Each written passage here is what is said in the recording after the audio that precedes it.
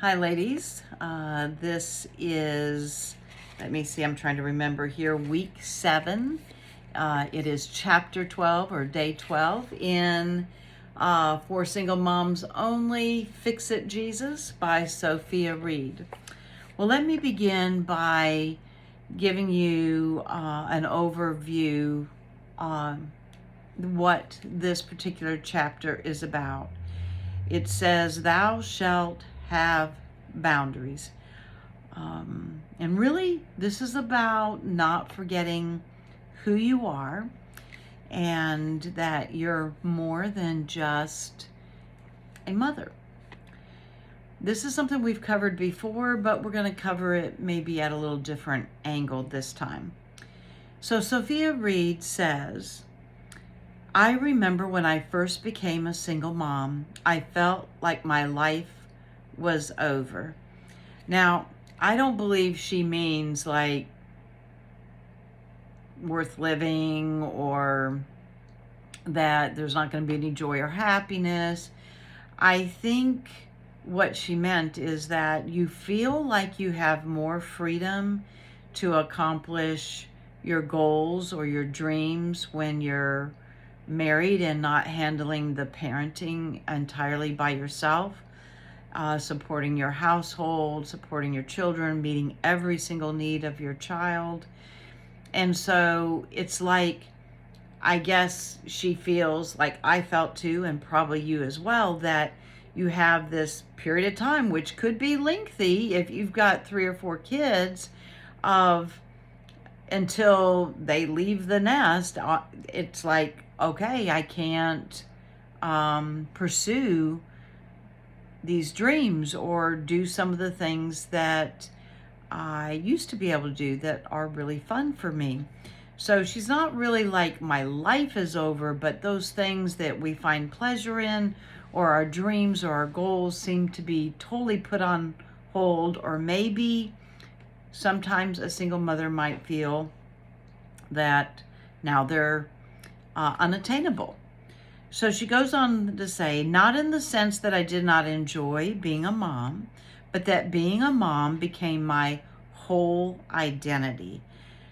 I started to feel that I could not do this because I was a mom. I could not go to this place because I'm a mom. I could not go there because I was a mom. I could not have fun because I was a mom." So she thought. What she learned was that even as a mom, you have your own life, and that life did not end when you became a mother. Your responsibilities have shifted, they're weightier. So do not misunderstand what I'm saying. She says, "I'm not giving you an excuse to go and abandon your children so that you can do whatever it is that you want to do." But she is saying, what I'm telling you is that you have to remember you, remember you, and you have to remember the things that make you happy. Don't entirely lose yourself. I talked about this in chapter 1 or 2, I can't remember, but that there's more to you than being a mother. You're a whole person. You have God's created you with gifts. You have a personality. You have things that you love to do, things that you enjoy. God has a purpose for you, and He has that purpose beyond motherhood. But you also have to take time to do the things that you love to do. Now, it's not that we as mothers have to sacrifice sometimes. Maybe we can't do something as often, but we shouldn't go to the point of never doing it and just forgetting who we are and being so absorbed in motherhood. It's so easy to do, and I'm here to tell you I did just that. My whole existence was providing for my children and meeting their needs and providing in such a way that maybe I felt guilty that They didn't have their father around, so even though I was a single mother, I'd work an extra job or work longer hours so that I could provide, material things so they wouldn't suffer if it's really suffering, without having those things like their friends. All of my vacations I planned were just around what would entertain them and make them happy. What I bought at the grocery store. This was one of those things that when they left the nest, I literally had to rethink, like, okay, it's okay to buy the steak. It's okay to buy this particular salad dressing because, when money's sort of tight, I was like, I just couldn't justify buying something that I liked that the children didn't eat too. I just felt like that would be a little selfish, and money had to go, could it go that far if I bought stuff for me and bought something, all the things that the kids eat? I mean, it's very easy to step into that mode where your entire existence is providing for your children, meeting every need that you can of your children.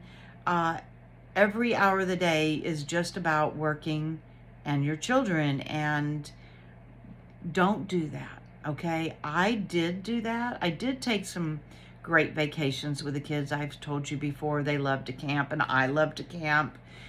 So it's not like I was miserable, but I did not do basically much of anything for myself. I mean, for my own pleasure. And I'm not saying that in a bragging way. I'm telling you, don't do that. It was a mistake of mine, okay? So she goes on to say, what I'm telling you is that you have to remember you, and you have to remember the things that make you happy. So many single mothers feel that they have to overcompensate. I was one of those. Because they are a single mom. They feel they have to buy and spend and get the latest gadget, work 80 hours a week, and then inevitably we feel guilty because we work too much and we cannot spend enough time with our kids. Or mothers feel guilty when they cannot get their child what they want because they do not have the money. There were quite a few years that I couldn't afford to get school pictures. And I just would keep the proofs. I've got a box in here on my desk that is filled with the proofs so that I have those memories, but I wasn't able to pay to have the package with lots of pictures that the kids could trade with their friends, or I could send to relatives, or I could put a big picture, hang some of them up in the house. I didn't do that many years. In the end, if your child is alive, clothed, fed, and loved, I feel like you're doing a pretty good job. I think sometimes the world helps us get in this rut, that material things and, nice cars, or kids are able to get money so they can go places all the time with their friends or go on these elaborate vacations. But that's not the most important thing. The most important thing is that they are loved and their needs, physical well-being needs, are being met. Do not get so consumed in being a parent that a parent becomes your only identity. Remember, what you need is that peace time for yourself, and you need that peace time to connect to God. Now, I did and I felt like I should have done a little more of this. And if I had to do it all over again, hindsight, I would. But when you get up early, you can have that time with God before the kids wake up. You can have that time with God once the kids go to bed. But then, you always run into that, well, I got to wash dishes, or I'm just so tired, and you drag yourself to bed as well. But she goes on to say, but when you pray, she's quoting Matthew 6:6, but when you pray, go into your inner room, shut your door, and pray to your Father who is unseen, because your Father who sees what is done in secret will reward you. How many of you know that it is much easier to shut the door and go into your prayer room without a bunch of kids coming in after you and telling you what they want, something every 5 minutes? We all know that. Somebody says, well, be good to yourself, do some self-care, have a bubble bath, light a candle. Are you kidding? Kids are knocking on that door saying, Mom, Mom. You're on the phone with a friend and they're tugging at your shirt saying, Mom, Mom. So it's not that easy. So I'm not here tonight to be preachy and tell you, oh, you just got to schedule it. You just got to do it. Like Nike said, just do it. No, it's not that easy, and I'm not pretending that it is. She goes on to say, how many of you know that when being a single mom, sometimes we are afraid to take that time for ourselves, even take a small vacation for just me, to recharge for myself, to take time to connect with God without any interruptions.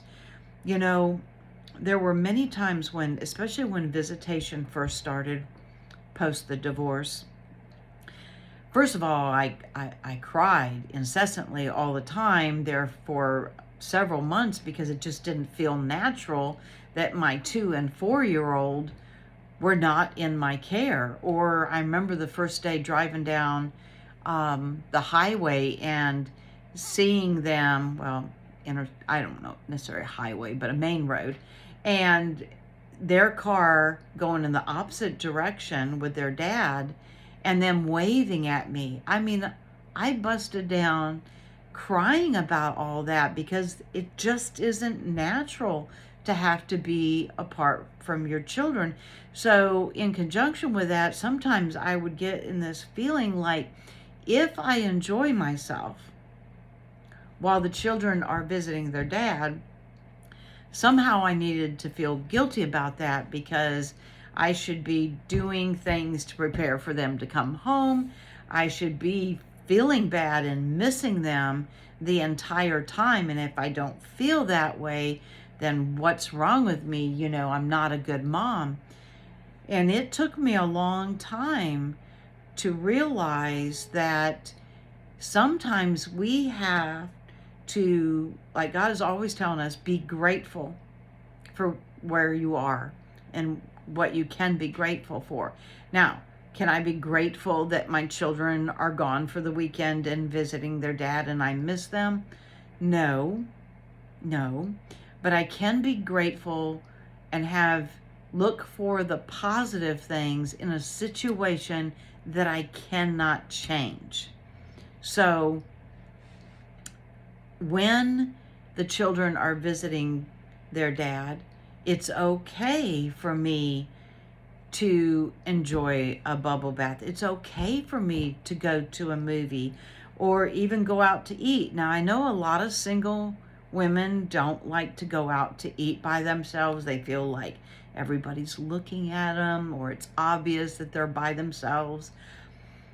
I never felt that way. I never did go through that, though I know a lot of women who do. Unless they could get up with a friend and go to a movie or a restaurant, then they just don't go. But if you don't have somebody to go with, you need to go by yourself. I learned to enjoy my own company.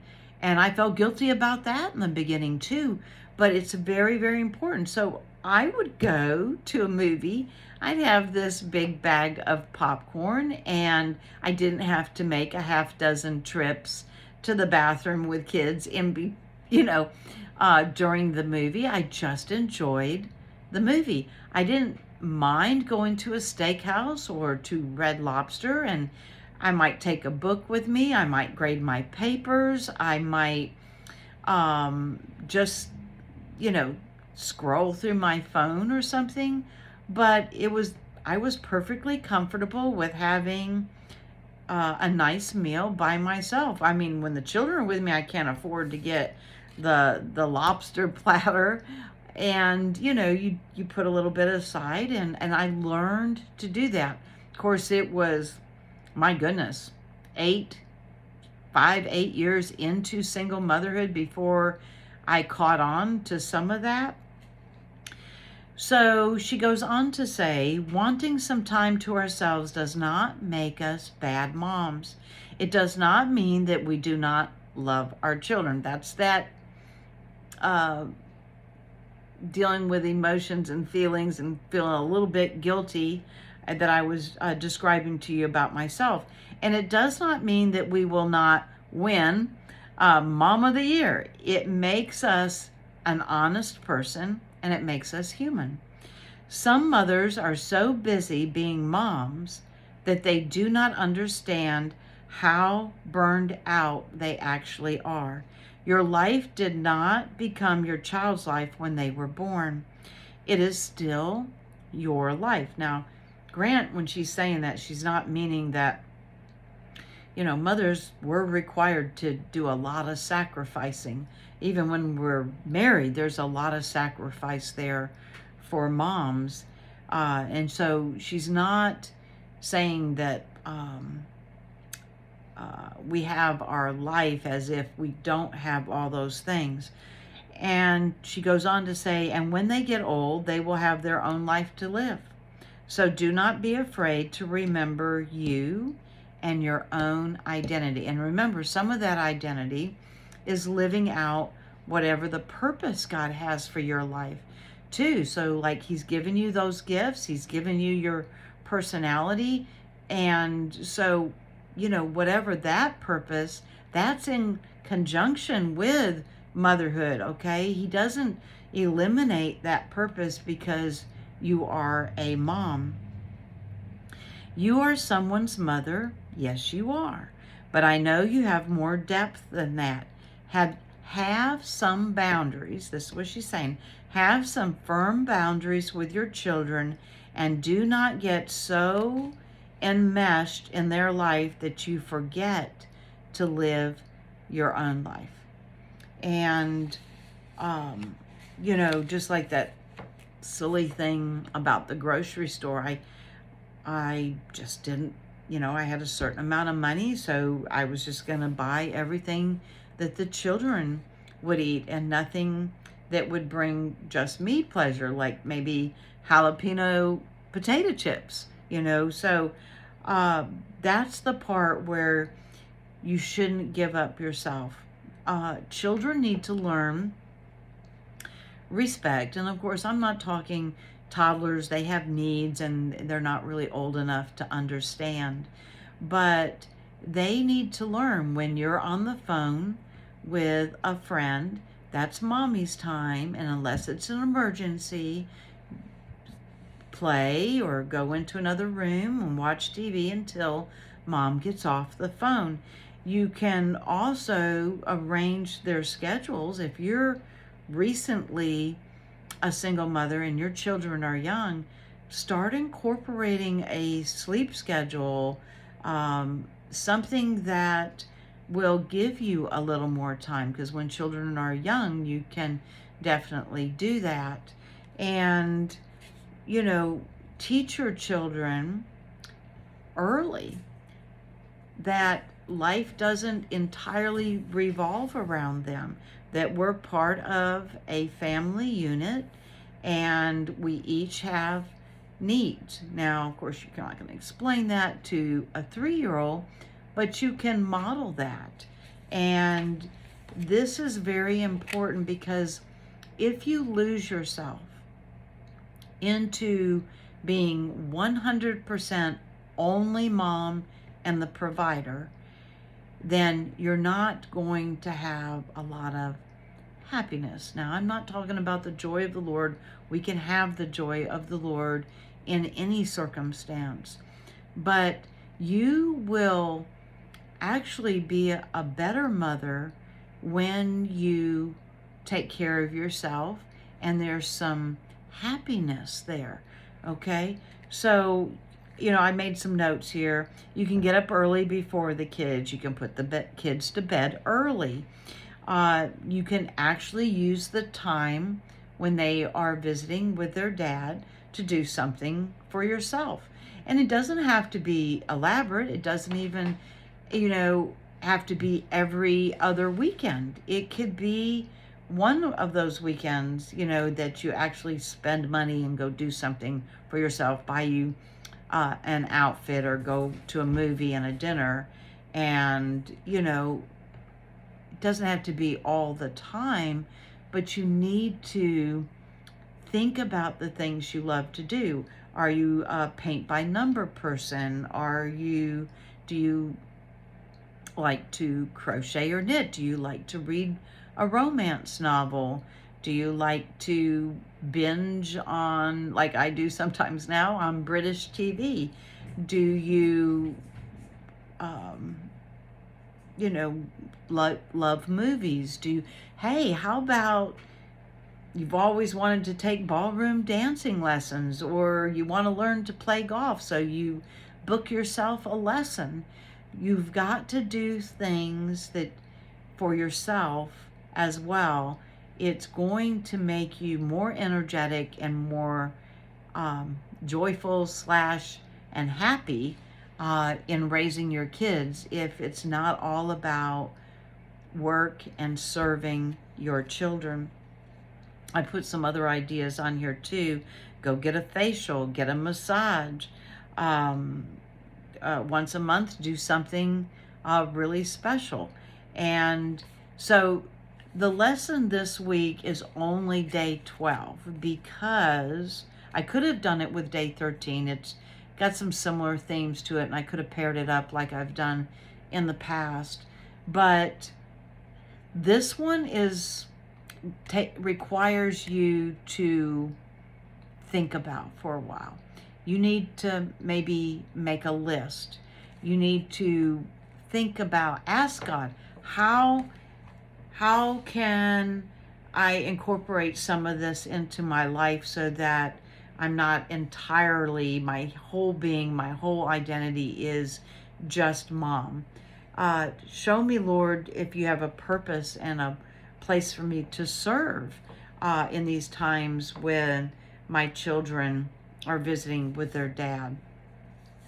And I'm telling you, the Lord knows you. He knows your personality.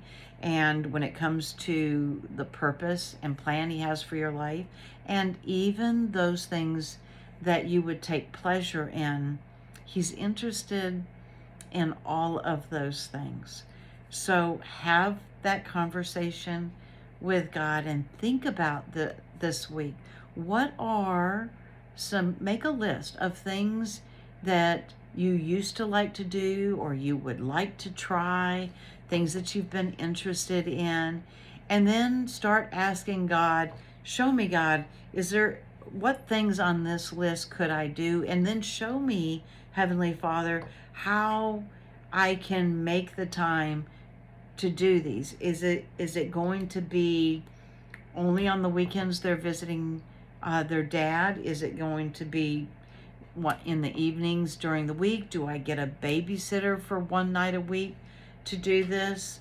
It's just like if you want to join an evening women's Bible study, you might need to get a babysitter so that you can spend time studying something you're really interested in with other women, and have that, adult time with women, and sharing with each other and growing in the Lord.